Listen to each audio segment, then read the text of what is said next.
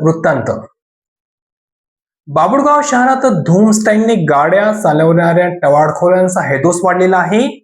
बाभुळगाव शहरातील रस्ते जणू रेस ट्रॅक झाले की काय असा प्रश्न बाभुळगावकरांसमोर उपस्थित राहिलेला आहे आणि परिस्थिती ही सध्या तशीच निर्माण झालेली आहे. बाभुळगाव शहरातील आणि खास करून वस्तीमधील मेन लाईन हा अगदी अरुंद रोड आहे.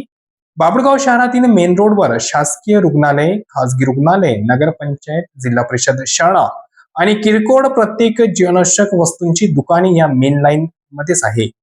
या मेन रोडवर नेहमी महिलांसह लहान मुलांचीही अधिक वर्दळ असते. मात्र सुसाट दुचाकी स्वारांमुळे बाभुळगाव शहरातील नागरिक आता भयभीत झाले आहेत. गुरुवारी अशीच एक दुचाकी स्वाराने एका महिलेला धडक दिली आणि असे नेहमीच छोटमोठे अपघात या रोडवर होत आहेत. आता या दुचाकी स्वारांना पोलिसांचा धाक उरला नाही काय असा प्रश्न नागरिकांसमोर निर्माण झाला आहे. बाभुळगाव शहरातील हे टवाळखोर शहरातील मुख्य रस्त्यावर दुचाकी स्वारांचा अतिवेगाचा हैदोस वाढला आहे. नियमांना धाब्यावर बसवून धूम स्टाईलने गाडी चालवणाऱ्या तरुणांमुळे पादचारी आणि इतर वाहनधारकांच्या जीवालाही धोका निर्माण झाला आहे.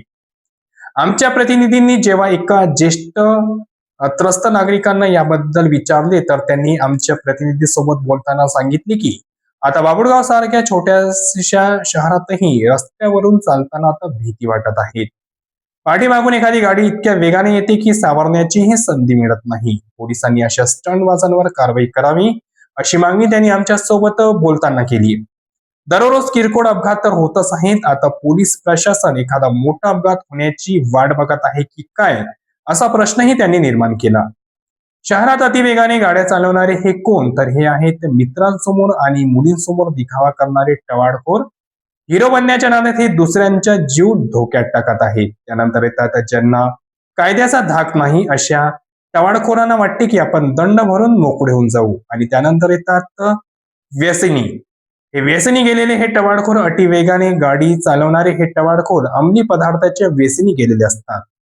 अनेक टवाळखोरांना असे वाटते की दादागिरी करून आपण मोकळे होऊ. पण आता बाभुळगाव शहराच्या महिला पोलीस निरीक्षकांनी आता थेट मैदानात उतरून अशा टवाळखोरांच्या मुसक्या आवडणे गरजेचे आहे असे सर्वसामान्यातून आता बोलले जात आहे.